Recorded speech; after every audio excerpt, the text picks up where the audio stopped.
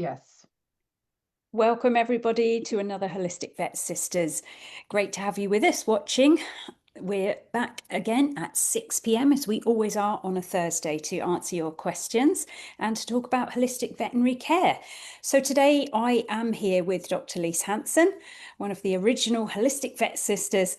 And we are also joined by Dr. Victoria, who is over in Switzerland. And she's coming over to the UK as well next year to be part of the Natural Dog Expo, which I'll just slide in at the beginning and mention so we don't necessarily have to talk about it again unless somebody asks questions or comments. But we do have a fabulous natural dog conference in the UK, and it is next April. It's a full weekend this time. You can get Sunday only tickets if you want to, though. And that is on April the 25th and the 26th, and it's in Solihull near Birmingham, so middle of the UK. And both Dr. Lise and Dr. Victoria will be speaking. And actually, I do believe that some of the things that Dr. Victoria wants to talk about tonight, some of the ailment topics, relate to Dr. Lise's talk at the expo. So this is going to be quite fun. Yeah. We can put the two together. I might put this video out to my expo community. So hi, if you're watching this and you know me from there. I also do Holistic Vet Sisters. If you want to come over and watch Holistic Vet Sisters at 6 o'clock every Thursday, it's great fun. I do believe the RPMs are having a break, so we have to take over now. We've got the reins to support people. So They're having a break? I think they are, because Connor's just worked so hard and he's got another baby on the way. He's going to be born pretty soon, another son or daughter. I'm not sure if we know. I think maybe had the new baby. Oh, maybe it's been born. I'm not sure. I've been away for the last few days, so I missed Tuesdays, but I got the impression that they were having a break. So I take that back if they're not. Didn't mean to cause drama. Oh dear, you could get into all sorts of trouble. I really did get that impression, unless it's just Connor that's not going to be with them. Well, he was talking about a tuna sandwich and something. I think his wife was giving birth and he was eating tuna sandwiches, but could be mistaken. I don't know. Well, he does talk about oily fish and the benefits of oily fish a lot, doesn't he? So maybe tuna came up. Not that tuna is the best for omega-3, but there we are. No, but he's right to talk about fishy stuff. I think we should talk about what we actually know rather than second guessing. Fishy stuff. Anyway, what we do know. No, there is actually a link to Raw Pet Medics as well in terms of the Natural Dog Expo. There is. Yes. That's not secret, is it? No, it's not. That's public. No, not at all. I've announced Nick as the speaker. Yeah. So it all ties together beautifully. Caroline will be there. I'll be there. Victoria will be there. Nick will be there from the Raw Pet Medics, and you will obviously all be there. Brendan maybe. So yeah, it's always good. So great community. I have to thank you, Caroline, because I'm in Switzerland. I'm Swiss. Been here since 2011. But I'm originally from the UK and I like to keep my UK passport up to date. And I suddenly realized that I needed to renew it so I could come back to the UK, or I'd have to fill in an Esther type form to come back to my own country. So I did my passport. I now have a blue one. Okay. When did you move from the UK? Where did you do your veterinary? I've forgotten. I'm sure you've told us before, but I forgot. Where did you do your vet training, and when did you leave the UK? So I trained at the Royal Veterinary College in London. I grew up in Dorset in the south of England, moved to London to study vet school, and then stayed there, hung around for a while, did an internship, did a PhD. And then I had a job offer to move to Switzerland in 2011, which I found really exciting. And I said, well, I'll just pop over for a couple of years. And then decided to stay, learned French, set up my practice, found a Swiss man, speak French. But you must have had pretty good French to move there to work in the first place. No. The job was in English. So I was working as a veterinary advisor for the International Equestrian Federation. So the whole thing was in English, and their main language is English. So I could pretty much order a coffee or a glass of wine. But I remember arriving and I was like, where is the bin? What is the word for bin? Where do I put this stuff? It was tragic. And for the first 3 years, I didn't even really make any effort to learn French. I was so busy with the job and traveling and speaking English. And then when I decided I wanted to stay, I was like, okay, I need to learn French because I can't work as a vet if I don't speak French. I needed to have a certain level of one of the Swiss national languages, of which English is not one of them, so that I could request the recognition of my veterinary degree in Switzerland. So yeah, 2014 was a big year for me. I learned French, I learned basic acupuncture, I asked for the recognition of my vet degree. I was really like, what do I do? Do I go back to the UK? Do I move to Australia? But then things worked out and I stayed here. So yeah. And does French just feel, I mean, do you have two languages that you feel you use them both the same, or do you dream in French or in English? Most of my life is in French now.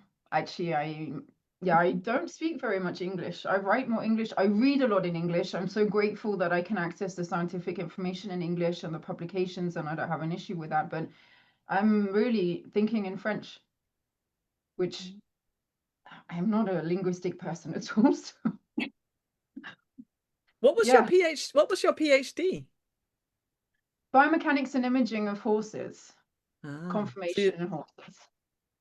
Do you still see horses? Do you still treat horses, or did you start out wanting to do horse work and then went into small animal practice? Yeah, I was the classic, I want to be a horse vet. So no, I do still do some horse work, but I only do acupuncture, Chinese medicine, and now chiropractic. I don't do the sort of integrated side. I don't do any vaccines. I don't do any blood work. Yeah, so I became more of a small animal vet by mistake.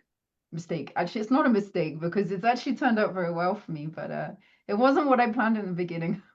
Well, that's how it is, isn't it? You don't know what you're supposed to be doing. It'll And turn out the way it's supposed to. I was talking about it the other day because 2027 is going to be 20 years since I graduated from vet school, and I was thinking about what we were talking about, what we said we wanted to do and where we were going to be in 5 years and 10 years and all that kind of stuff. And there's just no way that I was going to be a holistic, integrated acupuncture, Chinese medicine on the board of World Association of Traditional Chinese Medicine. But like that was never, ever on my agenda. Like it was so non-scientific and not what I was looking for. And of course, I've learned since then that that's not true, that it is very scientific. But yeah, life has a way of just moving along with things in the way you didn't expect. But I have to say, I'm happy now with where I am. Like it definitely worked out well for me. But I have to say on that, sorry, just to say quickly on that note, it's a couple of years ago since I went to the 30-year reunion with my year at vet school. And it was absolutely the same for everybody. Nobody was doing what they wanted to do when we were at vet school. Nobody was, I mean, at that point, everybody wanted to be in clinical practice. Most, like you say, the girls wanted to be in horse practice, some wanted to be in small animal practice, but basically everybody wanted to be in clinical practice, and almost everybody had done some clinical work, and almost everybody had decided this is too stressful, this is too hard, I'm not prepared to do the hours, my life is falling apart, I need an easier life. And they had then one way or another found their way into pharmaceutical industry or teaching or other ways to use their veterinary degree. But it was really, really striking. We were out of 100 people, how few were in the clinical practice that they expected to be in. So we don't know where we're going to end up. I think it's true for all of us. Yeah, and I think because I left clinical practice when I moved to Switzerland the first few years here because I was working for the Equestrian Federation. So I was much more involved in regulatory stuff, anti-doping. The way I saw it was more about the ethics of protecting horses that are involved in horse sport. And so because I had that nearly 4-year break, actually, I really had to step back and like think about what I wanted to do. And I actually did take a couple of classes to kind of reintegrate into veterinary medicine, get back up to date with the things that I'd missed over those few years. And that was really in parallel to that was the point when I started learning about Chinese medicine and was why did I never learn anything about this? It was also the point when I started asking questions, because when you finish vet school, you don't really know what you're doing. You're a little bit lost. Like you're just listening to the other vets and you're really dependent on the colleagues in the practice that you end up in, which is why the first practice you go to is so important, of course. But then when I came back into veterinary medicine and the clinical side of things, I was in Switzerland, so it was difficult to start asking people in French when I didn't speak the language yet. So I started doing a lot of research. And this is when I started really waking up and realizing that it's not exactly what it seems to be. And there are other ways of doing things. And if you start really reading the science, which of course with my PhD, I had learned how to really pick a study apart. I guess it's accumulation of these different things, and it was because of me sort of leaving practice and then being re-exposed that I really could find my clinical way and could stay as a practicing vet, which I think I was on the path not to come back. So different circumstances did actually bring me back. And when I see colleagues who are tired and exhausted and stressed and so on and so forth, I'm really like, go and look at so-called alternative medicine because it's been a lifesaver for me. I have this theory that most clinicians, I think it goes for human doctors and vets, that you hit some sort of, something happens after sort of maybe 5 years in practice, 3, 4, 5 years in practice, where you sort of, your illusions are shattered a little bit and you realize, you know, what have I done? How am I gonna, this isn't what I thought it was going to be. How is it going to work out for me? And then people find different ways to move on from there. But something happens, there's a difficult point that happens, if not before, then after about 5 years in practice, I think for a lot of people. Yeah, this is very much holistic vet sister talk, huh? Because it's like, you know, you go through school and then you sort of, at some point you find yourself totally lost because it wasn't what you thought. And you normally we've wanted to be vets for so long that for me, it was like my whole life objective was just to get to the end of vet school. And then I turned around and was like, oh, what do I do now? And yeah, it's this holistic kind of learning about yourself and figuring out where you want to go and finding your own balance, and not being so just focused on, I want to be a vet, I need to be a vet, and I need to do clinical work.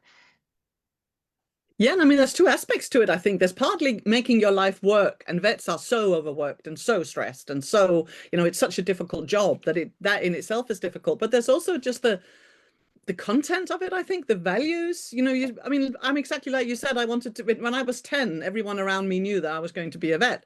It was all I wanted to do. And then you do it and you end up in practice and suddenly realize that this assumption I've always had, that I'm going to be looking at symptoms, doing tests, making diagnosis, and then there's going to be a treatment, and that treatment is going to cure. So I'm going to cure animals. You know, I'm going to follow this almost like a flow diagram that I've learned of identifying problems, giving the appropriate treatment and curing. And then after a few, to begin with, particularly at that point, particularly if you were female, I think I would think, oh, but if they're not all getting cured, it's because I'm not good enough. So I'm just going to study. But after 3, 4 years in practice, you see, I'm just as good as everybody else, and I'm not curing patients. I'm managing chronic disease.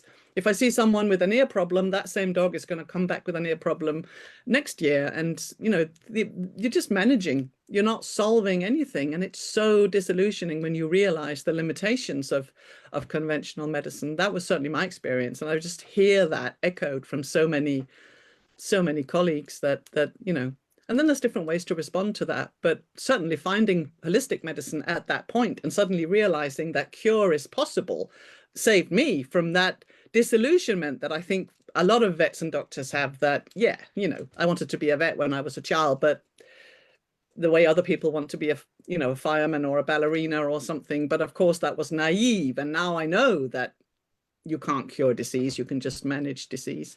But finding another way of doing that is luck, I suppose, and when it comes around at the right time. Yeah, the universe, I think it's just not hanging on to belief systems and having the openness of mind to consider other things and just to go with the flow, I guess, which was sort of how it happened for me. Actually, it was really random how it happened for me, because I saw all these top level sports horses like Olympic Games and World Championships, and they were getting acupuncture in the barns. And then I was talking to these treating vets and I was like, what is this acupuncture you're doing? And then I started to get a little bit intrigued about it. And then at some point I decided that going back into clinical practice, what would that mean? And I better take an acupuncture class. And I had no idea that even traditional Chinese medicine existed. Like, it was just putting needles in to treat things for me in the beginning, and that's what I wanted to learn. So I was totally naive, and I think the universe sort of took me to where I needed to go and where I needed to get to. And of course, we're never finished, right? We're still learning every day. So seeing it used in high-performing horses was your sort of introduction to acupuncture? Yeah. And I remember after I'd taken the basic class, I was at a 3-day eventing competition, and actually it was with my ex-boyfriend and his daughter, and then one of her friends, the horse was kind of lame after the dressage, and they were sure it wasn't going to get past the inspection. And I was like, listen, let me look at it, maybe I can just stick some needles in it, because I was already registered with the FEI to treat horses during the competition. So if I remember rightly, I put 2 needles in this horse, and that horse trotted up so sound the next day that the vet that was checking the horse, he's like, what did you do to it? And I'm like, because I had to ask him to do the treatment. It's like, I just did the Jiangqi Men. That was it.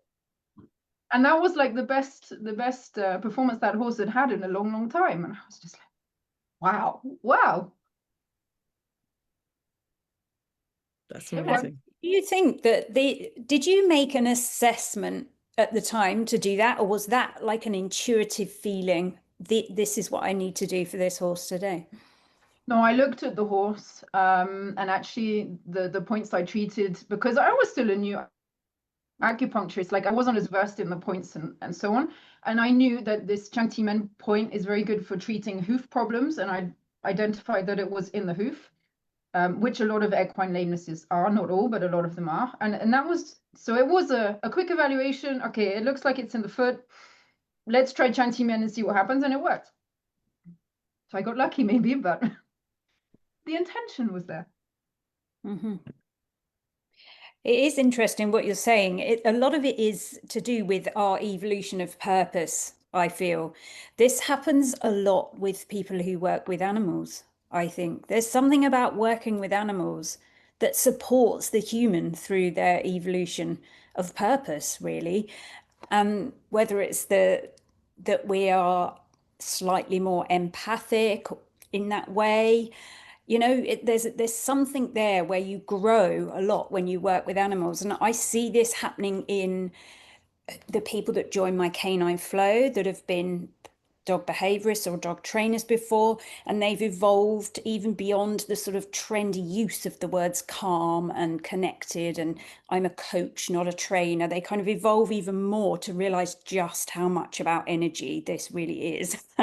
And then I see this as well with my nutrition students. They start, for instance, a raw feeding shop because they're passionate about supporting dogs, but the framework and structure of working within retail doesn't necessarily sustain them. So their own nervous system then needs some support as well. And they may not, it's the classic hashtag, the dogs eat better than I do, because they're rushing around. And then so they move on perhaps along in their purpose to do something more consultant wise. And then they learn from somebody like myself sort of how to do that, you know? So I think this is so interesting that we will always evolve and we will always grow, and it's the direction we go in. And why is it that some of us will really let that happen, whereas others are still in the veterinary industry? I can think of some vets in my local town, you know, that are still there and maybe should have retired, but they're staunchly stuck with that system that you mentioned, Lise, with you understand what the symptoms are, you find the drug that fits with that symptom, you know. So where and why does that flow not arrive for those people? But I think we need those people. If I really, the more I look at how I'm practicing, and I had a phone call and I answered the phone. Normally it's not me that answers the phone in the practice, but I answered the phone this week, and it was a lady, and she'd had a very short nutrition consult with me some time ago. So I don't really know what's going on with the patient. We've just been talking about basic food stuff, I'm sure. And she called and she's like, "Oh, my dog has skin problems. Can I have a consult?" And I'm like, "Yes, but for a skin consult, I really need to see you for at least an hour, because I don't know you either. This is not just managing the crisis. This is, I really need to get an understanding of what's going on." And there's 2 things we need to do in that situation. And the first one is, if the dog is really itchy and it's getting dermatitis and it's maybe getting secondary infections, we absolutely have to do something about it. I need that vet who's gonna do the fire control. But then, and this is where I think Western medicine kind of, if I can use a word, fails when we talk about chronic disease, because it's very, very good for acute problems. It's very good if we think we might try and die, or we can talk about all of that. But with skin cases or chronic disease where we have these flare up and we're on fire and we need just the fire control to come in, then we need to not forget about the rest of it. Why did that dog, or where is the chronic disease, and what can we do about it? And this is what I was trying to explain to this lady. I said, listen, I can't get you in until next year. I'm fully booked out. Like, you're a new client. I can't even get you in for the crisis thing. But go and see your local vet again, deal with the crisis, and then let's see each other next year, and we can start talking about the chronic problem. And then we can start looking at this from the more holistic sense of the word. Like, did this flare up happen because the dog got vaccinated against something, or because he did get internal parasites, or because the food's not adapted to what he needs, or because his immune system is on fire and then suddenly it just explodes? And what is really going on with that dog? But I don't have time to see those people who phone me like, I need a quick fix, but I need to have the full fix. And I'm like, well, I have a waiting list, sorry. And we really need those Western vets that maybe it's stuck, maybe it's their calling, maybe they're satisfied with what they're doing. And I always think, like, thank goodness, like, the people who love doing emergency work, who are happy to work at night, or maybe not so happy, but accept to do it because they know that that's the good stuff that they love treating.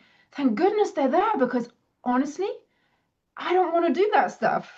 I don't feel like that I'm the most competent person to be doing that stuff. So I'm always so grateful that they're there. Yeah, no, I think you make such an important point, that it's not that holistic medicine is good and conventional medicine is bad at all, and there isn't a conflict between the two either, in my view, at all. I had this conversation today where I told someone I can't help you because she had a dog that I haven't seen the dog, but this was just the conversation. But she said the dog has had allergies for years. She's been trying all sorts of different supplements and foods and what have you, but the allergy is really bad, and she wants homeopathy. And I'm saying, well, the first thing you do is you go to your vet and you put it on something. The dog had an ear infection and it had clearly quite aggressive skin disease. Get it soothed, get it calmed, get the symptomatic treatment now. And like you, I can offer you an appointment in January. And she was very, very shocked that I would suggest that she go and put her dog on steroids. Steroids were bad and she wasn't going to do it. And I said, look, I don't think we're a good match. I'm not going to treat your dog. I think it's a misunderstanding to think that one thing is good and one thing is bad. Conventional medicine is fantastic at short-term symptom control. And the overriding aim, the most important thing in the moment, is that the animal, in this case the dog, isn't suffering. I think it's horrific if someone lets a dog walk around with a raging ear infection, letting it become chronic, putting all sorts of things in it, giving all sorts of supplements, but not wanting to go to the vet. I think it's neglect, and I don't want anything to do with it. But at the same time, if you only treat the symptoms, if you only give the steroids, or you only treat the ear infection, and you don't look at, like Victoria said, why is it there? What's going on? Let's strengthen the immune system so it doesn't just come back.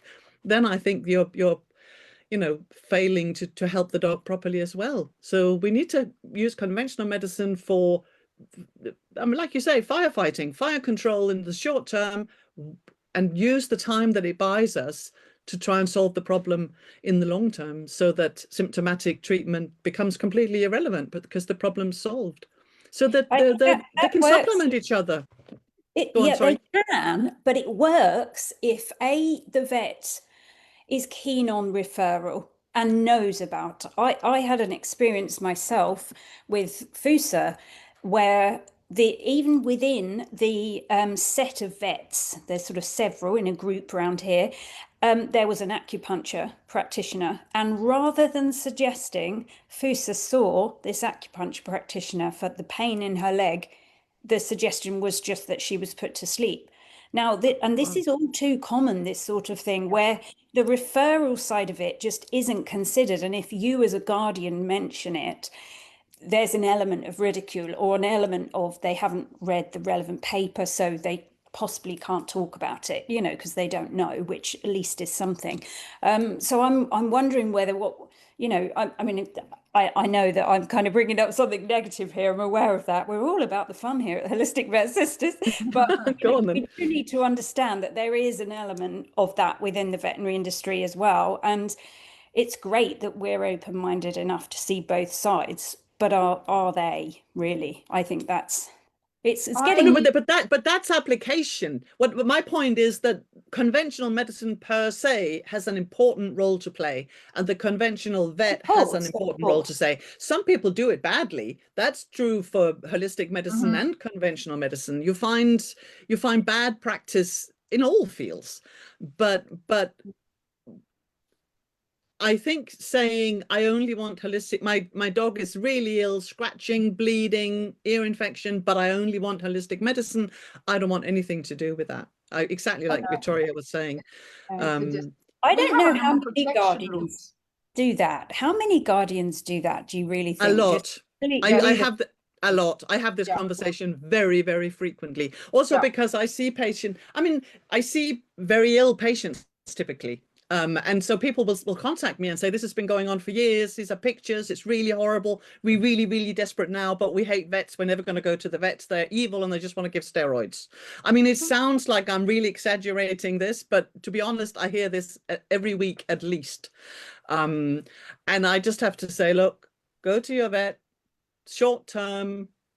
Your dog has to be comfortable. I can offer you an appointment in a month or two, and then we'll start working with their health to make sure that this doesn't become a thing that needs to be repeated over and over. So I think it's equally unfortunate to insist only on holistic medicine as it is to insist only on conventional medicine, certainly if it's something that's incurable with that mode of treatment, as allergies are. And we were going to talk about allergies, weren't we? And I think it's a perfect example where if you only do the firefighting, if you only do the eardrops or the steroids or the Apoquel or the Atopica or whatever the immunosuppressant drug that you happen to be given is called, if that's all you do, it will be a lifelong problem and it will never be cured. So I think if you have a dog with an allergy, absolutely you must see a holistic vet.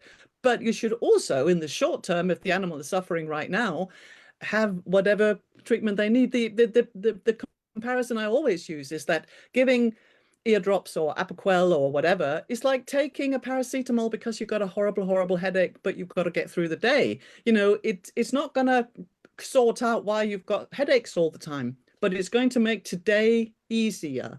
But you can't be doing it every day for the rest of your life. You need to look at, why am I having all these headaches? And that's what holistic medicine does. It sorts out the deeper roots of the problem so that this symptomatic short-acting treatment doesn't have to be repeated and repeated and repeated. If I can, I'd like to come back to what Caroline said, actually. I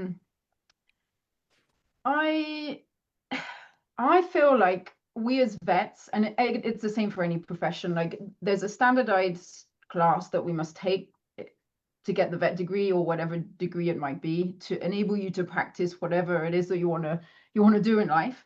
And then at that point, it's almost like a free-for-all. Like it very, very much depends. I mean, we have an obligation to do continued education. That's part of our responsibilities with the vet bodies and so on. But it's not that, actually, it's a lot. The RCVS is 30 hours a year, and it's not a lot, but it is a lot at the same time if you're busy in clinical practice. I mean, who has time to do it? It is quite a lot. It's a full week of CPD, but it's not everywhere. In Denmark, there are no requirements. Same in Switzerland. There's no obligation in Switzerland. If you are a member of the vet society or a specialist group, then you do. Like, so I do as an acupuncturist, but if a normal vet that's not interested has no obligation. But I think that, you know, we finished vet school and science and medicine moves so quickly.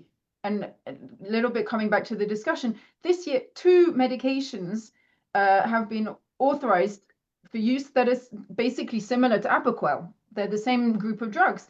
I mean, I sort of came across them randomly, actually. But things are just changing all the time. And depending what class you decide to follow or what your interest is or what you might be exposed to or maybe the fact that I can have a chat with Lise and we can talk about homeopathy. So now I understand a little bit more about homeopathy. I'm not a homeopath.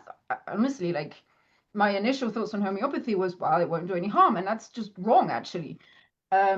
So we become kind of a product of the experiences that we've had, which are strongly influenced by who we are and our fundamental sort of essence and interests and so on. So I recently had a case, a dog with a cervical problem, ataxia, acute ataxia, had been caught up in a wave on the beach on holiday, and he presented to me. It was in the summer, so I saw him quite quickly. He came to me 3 weeks after the initial accident. So I looked at the dog, and yes, I can absolutely do acupuncture. Yes, I can totally treat this with Chinese herbal medicine, and it will help. I know it will. But what I really want is you to go and get a diagnosis. So please, can you go and see the neurologist? Can you go and do an MRI? And let's see what it comes back with. And I was really happy because my chiropractic exam meant that I identified where exactly the problem was. So I felt quite smug with myself, but I couldn't have done that before my chiropractic class, to be honest. It was the palpation of the cervical vertebra that I learned during that class. And anyway, so this dog had a Hansen type 1 and type 2 extrusive protrusive disc at C6, C7. And the neurologist, of course, this was on the Thursday, had scheduled the dog for surgery for a ventral slot. So opening here basically and relieving, taking out a part of the ventral cervical, the bone to relieve the compression on the spinal cord. And that was planned for the Monday. And then I saw the dog for an acupuncture follow-up on the Friday. And I just looked at this client and I was like, how are you feeling about this surgery? Because I felt like she wasn't on board with it. She's like, I don't know. And she had a lot of doubts. And I said, listen, this is already chronic. You can afford to take a few more days to think about it. So take those days and think about it. And in the end, she actually decided not to go ahead with the surgery straight away. She wanted to wait until the end of summer when it was more manageable for the dog post-op. So we did intensive acupuncture on this patient every couple of weeks. 2 times a week. And she was very, very good about coming to see me. She lives like 40 minutes away. And then she went back to the neurologist because I wanted her to go back and speak to the neurologist about the surgery. And then she went back to have another evaluation. For me, this is like working together. This is not like one way or the other way. And when she went back to see the neurologist like 6 weeks later, he said, I can't justify the risk of operating this dog anymore. He's doing too well. And so this is the point I want to make is like, I, as an acupuncturist, as a Chinese medicine person, looked at that dog. He was ambulatory. He didn't have incontinence. Yes, he was ataxic. And yes, he had pain we needed to manage. But for me, he was an acupuncture candidate. I still wanted the Western diagnosis because I really wanted to know what was going on. And it enables me with acupuncture to actually target better the zones that need treating where the stagnation and the blood is not moving. So I like to have that information. Is it totally necessary? No, but does it improve my results? Totally. And the neurologist, he wanted to do what he knows, and that's I want to cut the dog. I want to take the dog to surgery because that's what he knows. And I talked to him about the acupuncture, and even in the follow-up, it didn't once appear on his report that the dog had been receiving acupuncture. It was like treatment, anti-inflammatories, and I was so disappointed because I felt like I'd done such a good job for this patient. I was so happy he avoided a surgery. So it totally depends on the experience of the vet and what they've learned and what extra training they've had and so on. I do have to say that on the flip side, this week, and it's the first time it's happened from a boarded specialist, dermatology sent me a case. So it is starting to happen. No, absolutely. I get that all the time. I get that almost every day. But I mean, there doesn't have to be animosity or there doesn't have to be conflict, but you'll find ill-informed people everywhere, I think. But similarly, I send patients for x-rays or scans or surgery or local treatment or whatever it may be all the time. You know, I really think it's an important point that it's not one thing good, one thing bad. It's 2 different tool boxes and they can do different things. And sometimes you need one, sometimes you need the other, and sometimes you need a bit of both. Yeah. To get there. Even if that dog had surgery, I know from published literature that adding acupuncture as an adjuvant treatment would also have improved the results of the surgery. So people are a product of their experience, but I think, and this is the point of Holistic Vet Sisters, and this is also the point of my activity online in French as a vet, it's to share the message, to inform pet parents, give them the knowledge that this exists and that they have absolutely every right to ask for a second opinion, for a referral to a specialist, for a more holistic type approach. And not one is right or wrong, but they have different applications depending on the situation. And if that dog with this disease was non-ambulatory, had urinary or fecal incontinence, those are criteria that mean he should definitely go to surgery, and sooner rather than later. We shouldn't be waiting 3 weeks. It all depends. But also sometimes you need those investigations to know whether, you know, what's appropriate and what's not appropriate. If you just see there's something around this area of the cervical vertebra, I'm going to use acupuncture. You don't know. That could be a tumor pressing on something. There could be all sorts of things going on. So sometimes you just, you know, you're practicing better medicine if you find out what you're dealing with, regardless of what the treatment is going to be. And sometimes it's necessary to be able to choose what the most appropriate treatment is going to be. But a diagnosis is not less relevant because you're going to treat holistically. I think it's even more important, actually. Because like you say, the tumor example, it's totally changing my treatment plan with acupuncture. I don't want to be sticking needles anywhere near a tumor, for sure. But there are things I can do, but not near the tumor. If things changed and the weight was on more holistic vets, more alternative vets, more complementary therapy vets, rather than more traditional vets, which right now the weight is there, numbers wise, I wonder if animals just would not be getting as ill. There's an argument to say that if they were seeing you guys with your ways of looking at life and how to raise a puppy. I mean, we've talked countless times about the different ways that puppies are raised when you have a holistic mindset as opposed to traditional ones. So there's also that way of looking at it. We've talked a lot about that, you know, you need both once there's an issue, but you know, just playing devil's advocate here, but would there be so many issues if we had more holistic vets to begin with? So Caroline, we talked about it the first time I came on in January, I am doing tighter checks for puppies to determine when to vaccinate them. I am pushing for fresh feeding. You are. Not everyone wants to do it, but, you know, but this is the practice I have. I also have X-ray, I also do blood work. So I really do a very integrated kind of practice. And I can honestly say that the patients that come to me, that come for regular wellness, that I know, and they're on a more holistic plan, if I can put it that way. Those guys, when they have otitis, it's so superficial that I don't need the big guns. I can use like honey and acupuncture and Longdang Zigantan and it goes away. They don't need the steroids and the antibiotics because I think it's two things. The first one is they are in a less inflammatory state and they're generally doing better. And the other thing is that the owner is more aware. So they're the owners that are looking in the ears and sticking their nose in, and they know when something's changed, and then they come and consult for it before it's really the big fire explosion going off. Of course, I do have those cases, but they're so much rarer, to the point that I'm throwing antibiotics out because I'm just not using them. Thank goodness.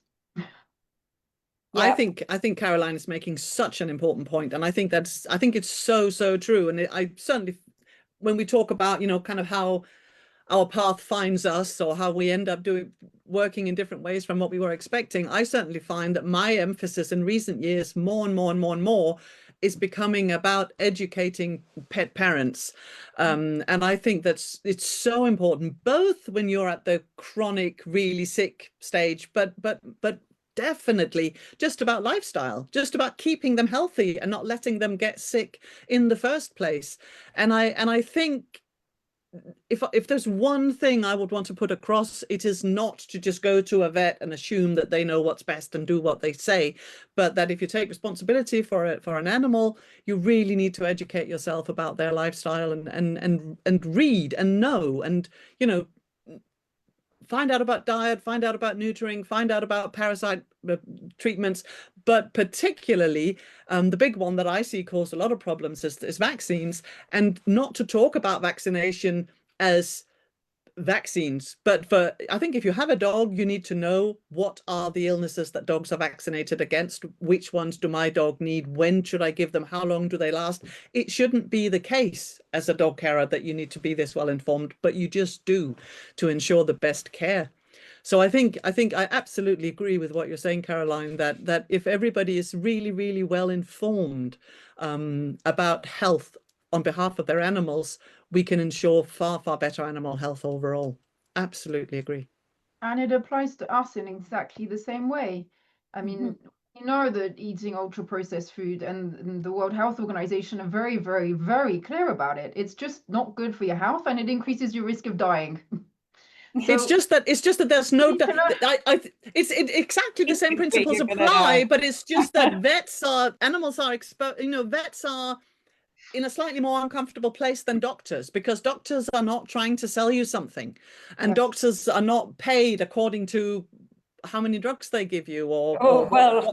Well, yeah, I was gonna, yeah, well, that is, I know, but there are, at least you can say what you like about the World Health Organization, but at least someone is trying to look at health and feed this down to GPs. The same is not to the same degree true for vets. Vets are sometimes in a slightly uncomfortable place between being a shop and being a health professional, and that can be difficult. It's compromising, actually. It's quite compromising in a way. It can be, for sure. This is maybe a good lead into what we were discussing, Lise, and what we thought we might talk about. Yes. That's it. We've got like 20 minutes. So allergies. Maybe we ought to get there. But what I wanted to say is that pharmacovigilance in the veterinary world is not the same as in the human world. And I think this is maybe a little bit what we're seeing. So to those who are listening, I think we know Apoquel exists. It's been around for over 10 years now. It's a JAK inhibitor, so a Janus kinase inhibitor that is used to basically calm itchiness they actually put it on the data sheets as immunomodulation, but I would call it immunosuppression because it's targeting very specifically JAKs and inhibiting it. But this year, 2 new drugs have come out, and I've heard people talking about them as the generics of Apoquel, which is totally not true. These are totally different molecules, which I honestly can't even say. No. So Zenrelia, which is ilinocetinib, which, as I said, I can't say it. So Zenrelia, which is a new, let's say, Apoquel equivalent from Elanco, and Numelvi, which is atinvictinib, or something like that, quelque chose comme ça, seeing as I can't say the word. Which actually just got marketing authorization in Switzerland on the 12th of this month, so like 2 weeks ago. And these are JAK inhibitors, so they're on the market for atopy and dermatitis, so basically itchy dogs. And what I find really interesting is that the Numelvi, which has just come out, which is the MSD one, the data sheet in Switzerland has very, very little on it. I mean, there are a few things on it about the risks and side effects and so on. But there's very, very little written. But if I look at the Zenrelia, which already came out in June, they've already had some updates going on. So I'm already seeing that we're adding things to the data sheet. And my point is that these medications, if they were being used on the human side, they would have had much, much bigger clinical studies of different types of clinical studies at different levels. And we're seeing in veterinary medicine that these new medicines are being authorized, and the clinical studies, small clinical studies, are done before they reach the market, but it's actually once they're on the market that we're seeing the real clinical studies going on with larger numbers of patients. And that's kind of concerning. But what do we do about it? We can't. That's just a situation that we as vets are in. And as you say, Lise, it's pretty uncomfortable. And the advantage of these 2 new drugs, the Zenrelia and Numelvi, is that they are from the first day authorized or supposed to be given just once daily, which is very practical because then you don't need to give it twice a day, which of course the Apoquel, for at least the first 2 weeks, it was a twice daily dosing, then moving to a once daily dosing. So what is better or what is worse? Can you just explain to me, if you can? Now, we had a fabulous lecture with Dr. Sue Armstrong as part of the expo recordings, not this year's, but the years before. And she mentioned that there were actually two pathways. So the JAK-STAT was one of the inflammatory pathways, but there was another inflammatory pathway. The name escapes me. I've got it written down somewhere. And what was happening is that within kind of like people like myself who are nutrition consultants, we very often veer away from nutrition and we start looking at supplements and we start looking at herbs, which not necessarily something I would say that we shouldn't really be doing, but we often do. And a lot of these were working on a different pathway. So we had a dog, for instance, that was on Apoquel, or you'd have a dog that was on Apoquel, and you would say, oh, you know, why don't you look at this and look at that? And there's this supplement or that supplement, but it didn't act on the same pathways as Apoquel. So it wasn't really a natural way to support the dog if they were being weaned off of Apoquel. So can you just mention that a little bit? Because I think that sometimes the Guardian can get very confused with things that are written on itchy dog groups on Facebook or something. And really, there are so many different ways that the inflammation's happening in the body. And what Sue is essentially saying is, these are the herbs or these are the supplements that work instead of Apoquel as such, depends on the dog, of course. And these are the ones that work on the other pathways. Okay. If that makes sense, if that's okay to do. I can't comment on exactly the pathway she's talking about. The way I see it is that indications for Apoquel, it's allergic dermatitis and atopy. So atopy is sort of, we don't really know what the cause is, but they're itching like hell and their immune system is like in overdrive. But there are a lot of reasons that we get to that stage, and it could be, well, at least in the literature, it's discussed that it could be dietary. I feel like dietary is much more of a leaky gut kind of problem, which is causing the immune system to overreact. It can be environmental allergies. It can be gene deficiency, so kind of like genetic kind of weakness, if I can put it that way. It can be related to food and feeding more inflammatory food, or maybe that they're reacting to some of the ingredients in kibble or the way that it's being processed and ultra processed and so on. It's so multifactorial. And when we're looking at where it's coming from, and Apoquel is just going straight to one mechanism of calming the inflammatory immune system. And so, I mean, we can still give Apoquel to manage a crisis, but it doesn't mean that we can't look at all of these other elements to try and understand what is going on with the patient. And so typically I will always advocate for fresh feeding, always, always, always. Because I've seen so many patients that actually get better only with changing the food.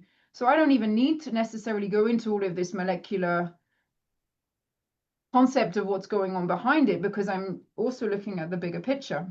So I'm not really answering your question, Caroline.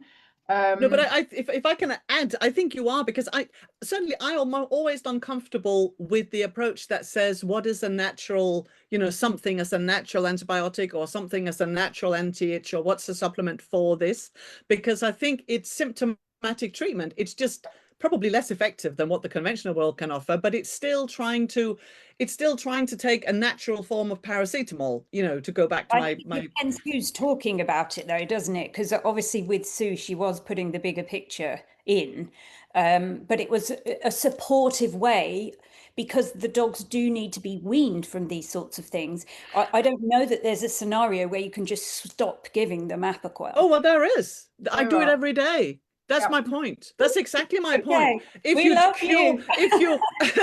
you cure the underlying problem, that's the thing. Because if you're talking about surely not like from not one day to the next. Not instantly, but I wouldn't want to add supplements and herbs and other. I mean, but this is just my practice. I would be concerned about trying to use other things that eased the symptoms on a superficial level, because it would make it harder for me to assess the effect of the deeper acting treatment that I was doing. But you know, there are different practitioners have different ways. But I think it's such a good topic, because it's a constant frustration to me when we're talking about, you know, what's a good thing to put in the ears of an allergic dog, or what's a good herb to soothe itchiness or something like that. And I'm thinking it's the wrong question. Yeah. I don't mind a short course of antibiotic ear drops if there's a bacterial infection in the ear. I don't mind a short course of systemic steroids, even if there's a hotspot or whatever that needs treating. But my main approach is going to be to cure the immune system that's underlying it, the whole problem, so that it's cured forever, rather than manage it and soothe it and supplement one symptomatic relief for another. And the only two things I know that can do that are homeopathy and acupuncture. Certainly when we're talking allergies. For some dogs, a diet change can do it for sure. But in terms of supplements or creams or sprays or, all of those things, I think we're still fiddling at the surface. We're still talking paracetamol rather than looking at where does this headache come from and how do we make it go away so that we don't have to keep talking about the best symptom relief. So that's why I don't like, what can we do instead of Apoquel? We can cure the problem so that Apoquel is no longer relevant. And for me, that's going to be homeopathy. But I know that acupuncture can do that as well. But it has to be an individual treatment. That's what makes those two modes of treatment so strong. They're not anti-itch or anything like that. They are addressing the deeper imbalance in that individual's immune system. So I think that's a very important point. That's a key point to me. And that's why it's easy to just talk past someone, because I get these questions all the time. What's a good cream, or what's a good thing to use instead of Apoquel? And I'm saying, well, let's cure the problem so that these things are no longer relevant to talk about. There's no need to use a cream or no need to use Apoquel. And with these patients who are allergic or their immune system is like red hot on fire, I'm actually really careful about what I give. So I kind of take the less is more approach, because I get quite concerned that if I start adding, like, if these patients I receive with like 10 and 20 supplements, I'm like, maybe they're reacting to one of those, and like, what is the order of the events and what happened when I'm trying to go through the case. And I get worried, like some of these patients are on so much. And then I'm like, well, what are you feeding? I'm like, maybe we just go back and look at the food and we get rid of all of this, and then I can really see what is going on with the patient. But what I often try and do is to get them off Apoquel. I definitely don't stock Apoquel. That's my personal opinion on it. If I had to choose, I prefer Cytopoint. I use it really as my crisis, and even then I actually prefer using steroids, but I use low dose steroids if I need them. But it depends on the patient and the level of like crazy inflammation that's going on. But there are ways of getting patients off Apoquel, and I've had patients that have been on it for years, and you get them off and then they just don't need it anymore. And when you look at the cost of Apoquel, definitely it's an investment in the beginning when we start treating these patients. Like, it takes a long time to fix them, especially if they've been having these issues for years. So it's obviously a financial and time investment on the part of the owner. But now these cases where we've stopped the Apoquel and it's been costing them like 2 francs a day for years, they've actually saved a lot of money in the long run. But it's a different way of looking at it. Yeah. Yeah, no, absolutely. But I mean, the point in talking about allergies is that they are incurable in conventional medicine. They are very often curable if you get individual holistic treatment and you stick with it. It may take 3 months, it may take 4, 5, 6 months of coming back and getting better and adjusting and taper off the medicines. But they, in my experience, the vast majority of them are curable. And the point that we wanted to make, and Victoria and I were talking about before we went live, is that I'm very concerned about Apoquel as is. And one of the problems that happen from Apoquel is cancer. It's well described. But we now have these two new drugs, Zenrelia that came out in July, and Numelvi that's just literally come out this month, I think. And there is this tendency in, maybe it's in humanity rather than just in veterinary medicine, but I just see colleagues everywhere going, oh, there's a new drug. I need to try and, it's almost like I've got a new toy. I need to play with this. I need to put all my allergic patients on this new drug. And it frightens me deeply, because as Victoria was saying, the tests done before these drugs are released are limited. The real trial starts when you release a drug and you see how harmful is it. And I just have no interest in anybody. Certainly, wouldn't want any of my patients being guinea pigs in this experiment.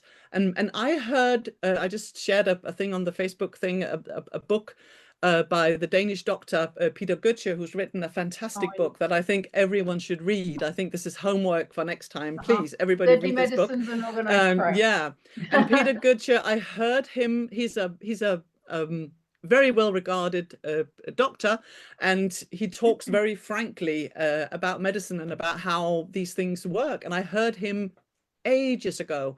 I heard him speak where he said that he thought it was a nice principle, just safety. When a new drug is released, give it 6-7 years before you start using it. Let the others do the trials. Let the let their patients be guinea pigs. You know, most drugs that are withdrawn because of side effects are withdrawn in the first, you know, it will have showed up by then. But don't jump on the bandwagon. Don't go with the new drug just because it's new and it's fresh and you want to, you know, just hold back. Let the others do the experiments and then decide if it's a safe drug to use. And I have always felt that really, really strongly. But I find most colleagues respond in the exact opposite way and think, oh, we want to do this new drug. And I would just warn anybody against going on these new allergy medicines. There are better ways to treat allergies. So I in that book, I think it's very well written. You said it more politely. I would love to hear him speak, actually. But he basically says that the pharmaceutical industry is the mafia, and that they are so aligned with or involved in the politics. And for them, the cost of doing business is paying fines when we have these massive side effects. And it's definitely a good read. It's also one I recommend everyone to read, and it's also available in French for a few years now. So that was a real eye-opener for me, actually. I mean, I sort of knew it, but I didn't realize at what point it was really going on. And also because he's really on the inside of it. So he knows what he's talking about. And there's a foreword. I think it's the editor of The Lancet or something. It's somebody, you know, really at the forefront of medical research who writes the foreword in this book and says, this is how it is. I'm sorry to say, but this is the way the world works. And it's a real eye-opener. So tell me, are there any studies at all into the efficacy and the safety of these two new Apoquel type drugs? How have they got to the market when my herbalist friend from another county can't even bring out veterinary herbal, you know, remedies without, oh, and there at Nick's hot tie. I can't let him in yet. Oh, because he's on yours, Lise, but it doesn't matter. So how can they be so regulated when these two new Apoquel? Oh no, they are regulated. I mean, they have tested them on 200 dogs or something, and okay. collected. So there's a minimum amount. So this is rare to have a guy on Holistic Vet Sisters, but this is fine. Nick can join in with this. It's a photo bomb. This is. It's fine. Nick's at the expo too, so we'll go with it. With these new drugs, so Apoquel, it's actually sort of a second generation JAK inhibitor. It's fairly specific for JAK1 and JAK3. And then the Zenrelia, which is the first one that came out this summer, it's non-selective. It's a first generation JAK inhibitor. And I find this very, very concerning. And I think that we are going to see more side effects with the Zenrelia than we have with the Apoquel. And Apoquel, we get a lot of side effects with already. This is total speculation on my part. This is sort of logical observation, I think. Common sense, I think a lot of these things are common sense. So I just want to be sure that I'm clear that if anyone from Elanco is listening, this is an observation on my part. And we actually don't know, but it would seem logical that being non-selective would probably be worse. The Numelvi is actually much more selective for JAK1. So maybe the MSD version is going to have less effects than Apoquel, but I think it remains to be seen. in reality. It remains to be seen, but Apoquel in itself is highly worrying. And just following the principles that's why I was shared the book by Peter Gutcher, just that principle that when a new drug is released, stay away. Let the others be the guinea pigs. Let's see what happens. Let's see how dangerous it turns out to be. But it's being branded at the moment. I find it quite shocking how quickly this drug that has only been on the market, I mean, for a few months, how suddenly everyone's being put on it. Everybody is talking about this new, better Apoquel, and it frightens me. It really frightens me. Mm. And how many Okay, studies go on, have Nick. they actually done on these drugs? You know, has anybody seen the studies? You know, and how selective were they about those studies? You know. There are a few. I haven't had time to read them yet. It's my new project, but I feel like it's a little bit the war between these three JAK inhibitors now. Like they're comparing one from the other and trying to make out that their drug is better and more convenient because it's once a day instead of twice a day dosing. And I think as Lee says, I think we need to wait like 5, 6, 7, 8 years. I mean, Yeah. with the Apoquel, it's been on the market now for 12 years, to my knowledge. Yeah. I think we're fairly clear now about the increased risk of tumor, and not to use it in neoplasia type cases, and not to use it in immune dysfunction and Cushing's and all of these things, which are not on the other data sheets. I mean, there's warnings, but it's not on the other data sheets so clearly now at the moment. So it's certainly mentioned in the trials of Sunrelia. They mentioned tumors and liver tumors, and it comes up, as do behavioral changes, as you were talking about. You know, the significant amount of dogs that develop aggression, or you know, they're just frightening things. The side effects that are listed for Apoquel, I find very, very concerning, and they include making the situation worse in approximately 5 to 10% of those patients, which is massive. And something I was reading today said it only works in 2/3 of patients. So that's a third of patients that have all the risks and don't get any better with it. So yeah, it's I could talk about it for another hour, I think. It's We just don't have another hour, Lisa. No, Lisa, we don't. We've gone over town, but we had Nick do a photobomb, which was it was fun. Right. So the reason Nick is here now is because we're going to be heading over live to the Natural Dog Expo page in about 5 minutes or so, waiting for the Vermex ladies to arrive as well. So yeah, just want to say thank you for being part of Holistic Vet Sisters tonight, and we will be back next Thursday at 6 o'clock UK time again. Which means I have to take us off.